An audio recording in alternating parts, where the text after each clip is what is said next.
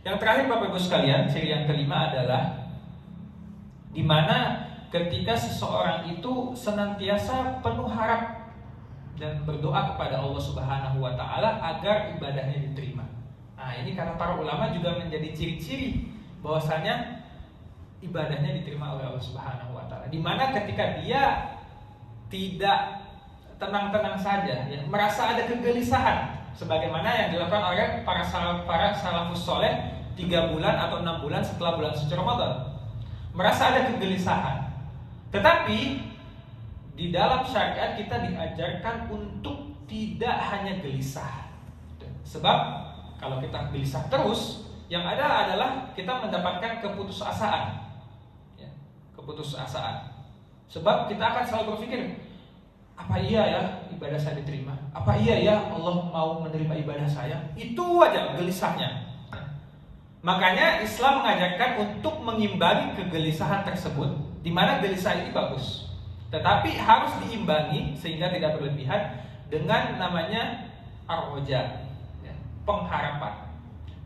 Kita berharap bahwa ya Allah Maha Rahman, Allah Maha Rahim, Allah Maha Pemurah, Allah mudah untuk menerima amalan ibadah kita, walaupun kualitasnya masih biasa-biasa saja. Maka harus terpatri di dalam diri kita tentang yang namanya al-khaufu war-roja. Nah, itu sering diajarkan dalam bab akidah, di mana kita harus menyeimbangkan antara kegelisahan dan ketakutan kita akan amalan kita tidak diterima oleh Allah Subhanahu wa taala, tapi di satu sisi juga kita penuh pengharapan bahwa Allah itu Maha Pemurah akan menerima amalan kita. Gitu. Nah, maka salah satu ciri bahwa amalan kita diterima adalah ketika kita ada perasaan khawatir, tapi di satu sisi kita juga berdoa kepada Allah Subhanahu wa taala penuh harap bahwasanya Allah akan menerima amal-amal ibadah kita.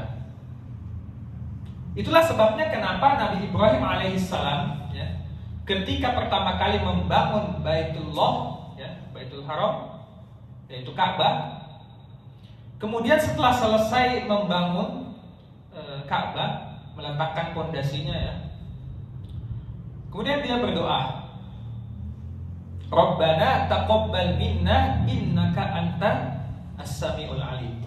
Ya Rabb, ya Tuhan kami, terimalah amalan kami ini. Sesungguhnya Engkau Maha mendengar lagi Maha mengetahui. Nabi Ibrahim alaihissalam yang diberi gelar Khalilur Rahman, kekasih Allah Subhanahu wa taala.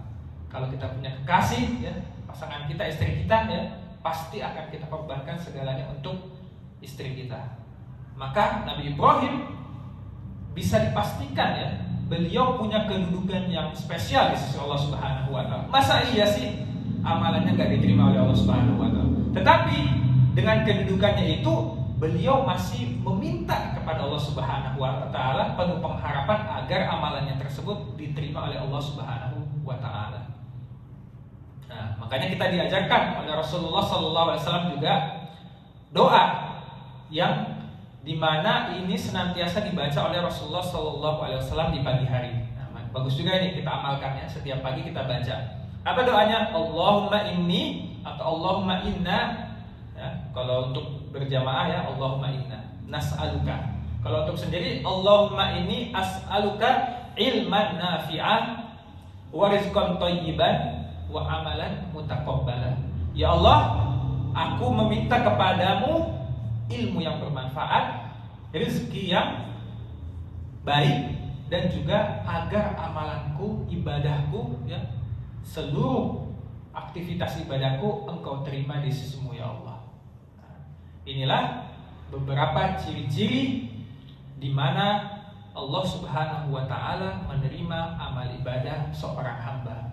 Mudah-mudahan ini bisa menjadi motivasi dan juga tolak ukur, salah satu indikator bagi kita apakah amalan kita di bulan suci Ramadan ini diterima atau tidak oleh Allah Subhanahu wa taala. Tentunya dengan kita selalu mengingat bahwasanya Allah Maha Pengasih dan Penyayang.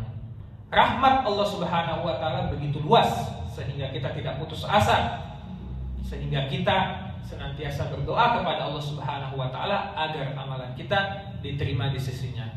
Wallahul muwaffiq ila aqwamit thoriq. Assalamualaikum warahmatullahi taala wabarakatuh.